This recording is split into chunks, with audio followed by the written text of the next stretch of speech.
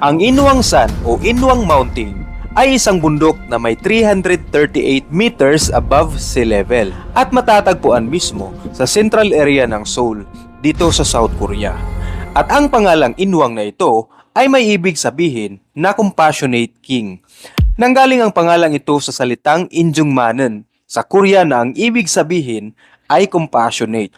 Ang Wang naman ay king at ang San ay mountain. Kilala ang bundok na ito dahil nga daw sa mga magagandang view nito na kung saan maraming mga mangguguhit ang nagpupunta dito upang gumuhit, kagaya ng kilalang mangguguhit ng Korea na si Jongson noong 1751, kapanahunan pa ng Joseon Dynasty. At ang goal sa videong ito ay puntahan at makita mismo ang sinasabi nilang kagandahan sa ibabaw nito. Kaya tara, let's go! At ini-expect ko na 2 oras ang biyahe papunta dito. Idadagdag pa ang oras na ilalaan para hanapin ang entrance nitong bundok na pupuntahan ko ngayon. Kaya nagpasya akong agahan ang paglabas ng bahay. At ine-expect ko rin na matatapos ko ang hiking course na ito within 3 hours at magsisimba pa ako ng 1:30 ng hapon. Medyo late na nga pala ako sa plano kong pag-alis. Dapat 6:00 pa lang ng umaga, lalabas na ako.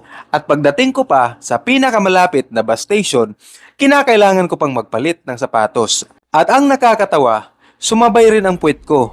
Gusto pang umiri muna. Mabuti na lang talaga at nakita ko kaagad ang pinakabungad ng bundok na ito. Oh, yan mga papso. Narito na pala tayo sa pinakabungad ng aakyatin nating bundok ngayon, ang Inwang San Mountain. Yan. Dito sa ibaba pala ay may archery pavilion. Sa atin naman sa Pinas ay dart ang nakahiligan ng mga tao doon. Sa ibabaw daw nito ay may makikitang mga bato na pinangalanan ayon sa mga hugis nito. Isa din yan sa tutuklasin natin ngayon.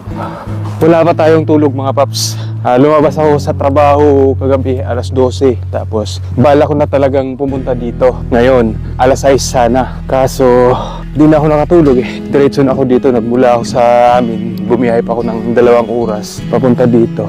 Inabot ako ng mga 9:00 na bago tayo nakapagsimula. Yun na yata ang skybridge na tinutukoy nila na nagdudugtong sa Ansan at Inwang San. Sinarado yung hagdanan.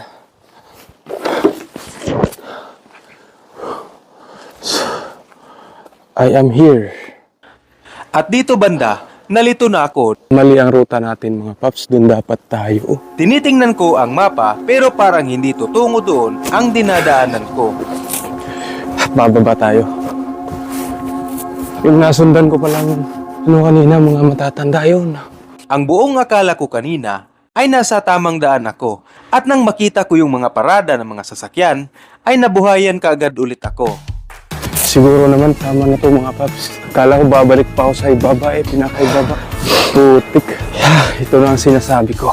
Sa totoo lang, very wrong talaga ang outfit ko. Parang pinahirapan ko masyado ang sarili ko sa araw na to. Ito nga siya mga paps. Noong January 21, 1968, ay ipinagbabawal ang pagpasok dito sa Inwang San matapos lusobin ng North Korean Special Forces ang Chongwade o ang Blue House kung saan ito ang presidential residence ng Republic of Korea at binuksan lamang itong muli noong 1993. Yun na yata yung pinakatap nitong bundok na to mga paps. Yan may mga namamahinga pa, mga ibang ruta din yun. Itong ruta na to, diretso tayo sa pinakatuktok nitong bundok. Ang nakalagay dito sa ruta na to ay ang full course ng Inwang San Mountain Hiking Course. Yun yata yung tinatawag nilang Buddha's Rock. Tapos yun yung Hot Rock. Ayun, Pugi Sombrero. May tinatawag pa sila ditong yung Skeleton Rock. Saan kaya yun? Hindi ko makita.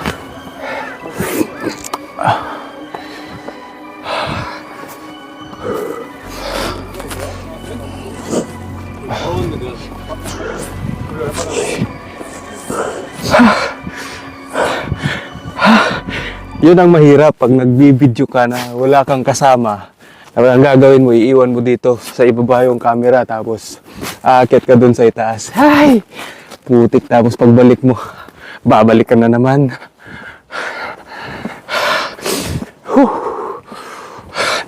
Napasubo yata yung kalakasan ko nitong araw na to.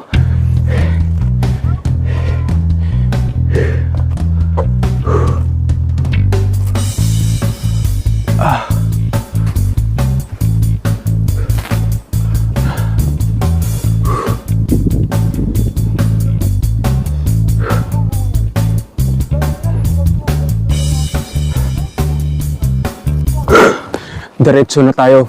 0.4 kilometers na lang yung kulang. Nasa pinakatuktok na tayo nitong bundok.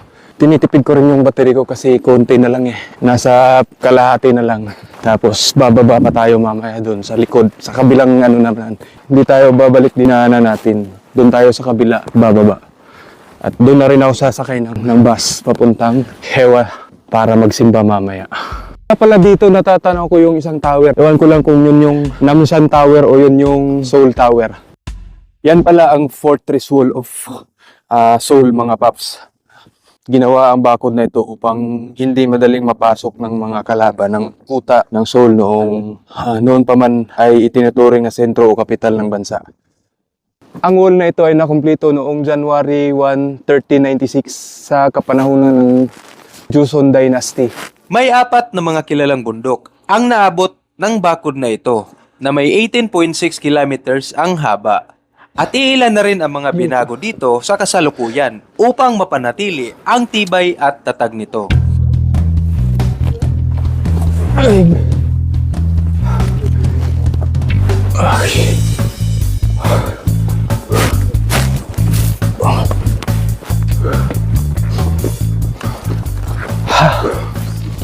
Konting tiis na lang. Sa tuktok na tayo. Ito na yata. Ay, kulang pa. Parang naninigas na yung paa ko. Yellow. Snow. Ibig sabihin, napakalamig pa ngayon dito. Ang kagandahan pala dito, mga paps, pwede tayong mamundok dito kahit gabi. Dahil 24 hours itong bukas, bukod sa araw ng Lunes.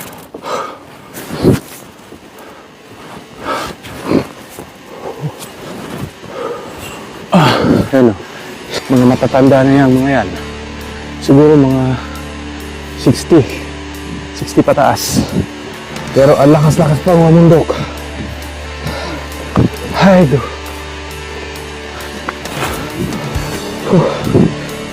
grabe. At nang narating ko na ang pinakatuktok nitong bundok, nakipag-agawan na rin ako sa mga Koreano na tumungtong dito sa bato na to. Ito talaga ang pinakatuktok nitong Inwangsan, kaya sayang naman kung hindi ko siya matutungtungan.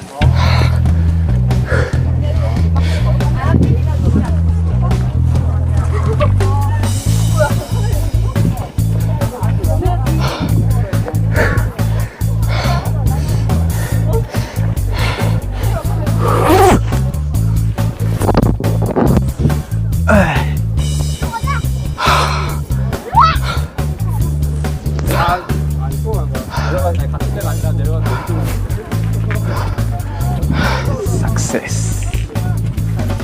At sa landmark nito, nagsiselfie lang ako dahil wala akong kasama na kukuha ng mga picture. Mabuti na lang at may nagmamagandang loob na solo hiker din na Koreano at inaya ako ng palitan kaming magpicture kaya ako nagkaroon din. Problem solved, Inwangsan Peak unlocked. Ito na yung likod nitong Inwangsan Mountain, mga paps. Tapos dyan tayo dadaan pababa. Papunta doon sa likod. Grabe, sobrang pagod. Matapos nga pala akong maglipot-lipot, ay nagpahinga muna ako saglit. Halos lahat ng mga umaakyat dito, mga paps, mga Koreans. Iilan lang yung mga nakikita kong nakasalubong ko kanina ng mga foreigner. Sobrang ganda nga talaga ng view dito. Kaya lang, medyo malabo dahil sa fogs. Nang matapos na akong magpahinga, ay nagsimula na rin akong bumaba. Ang kagandahan kapag pababa na, dahil hindi na gaanong mahirap. Yun ang akala nila. Mahirap din ang pagbaba dahil kapag nagkamali ka ng konti, siguradong gugulong ka. At napakahirap pa naman dito dahil nga sobrang matatarik ang mga bundok. Wow, grabe, doon pala ako galing, oh. Hinanap ko yung nakita ko sa internet na yung pine tree daw na tinamaan ng 15 bala nung sumalakay nga dito yung mga North Korean Special Forces noong 1968. 1.45 kilometers. Kaya pa, isang oras.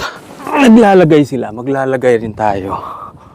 Dito tayo maglalagay sa pinakamataas.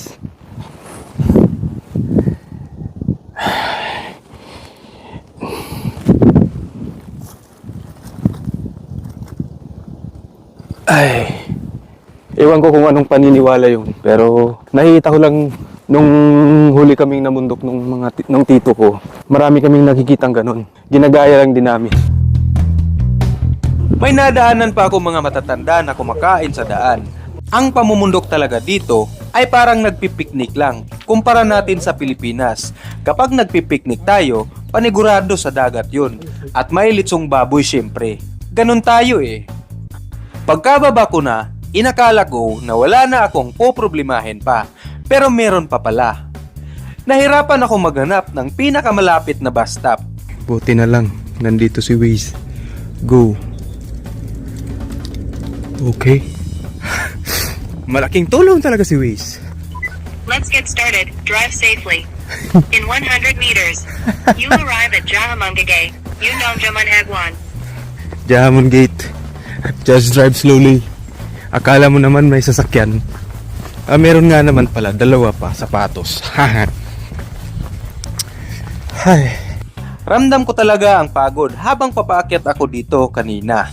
Bukod kasi sa mga matatarik na daan, 22 hours na akong walang tulog dahil kahapon nagising ako ng alas 3 ng hapon at may pasok ako ng alas 4.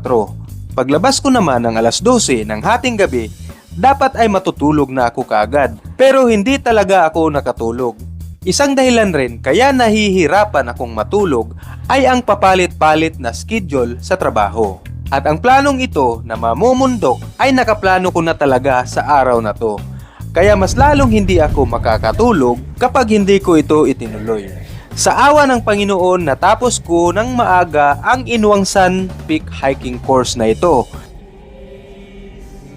Nakapagsimba ng hindi na late at na-meet ko pa ang mga sikat na Pinoy vloggers dito sa Korea. Video pala. Walang iba kundi sila Chairman Neon ng South Korea at si Post Joey. Shoutout nga pala sa iba pa nilang kasama at kay Brother Lonyong din. Sana next time ay sumama kayo sa aking pamumundok. Para sa mga gustong sumubok at sa mga mahihilig mamundok, napakadali lang po nitong matuntun dahil nasa likod lang ito ng Gyeongbokgung Palace sa Seoul. At ang pinakamalapit na subway station dito ay ang Donimon at Gyeongbokgung Station. Maaari rin kayong gumamit ng tracker. Marami pong available sa Play Store. Mag-download lamang po kayo ng app. Kapag gusto nyo po ng mga informations tungkol sa pag-a-apply ng trabaho dito sa South Korea, yung mga nabanggit kong page kanina ay legit po ang mga informations na binibigay nila sa kanilang page. I-follow nyo lamang po sila. Kapag gusto nyo rin ng mga vlogs ng adventures dito sa South Korea, nandito lang ako. Please follow my page also. See you in my next vlog.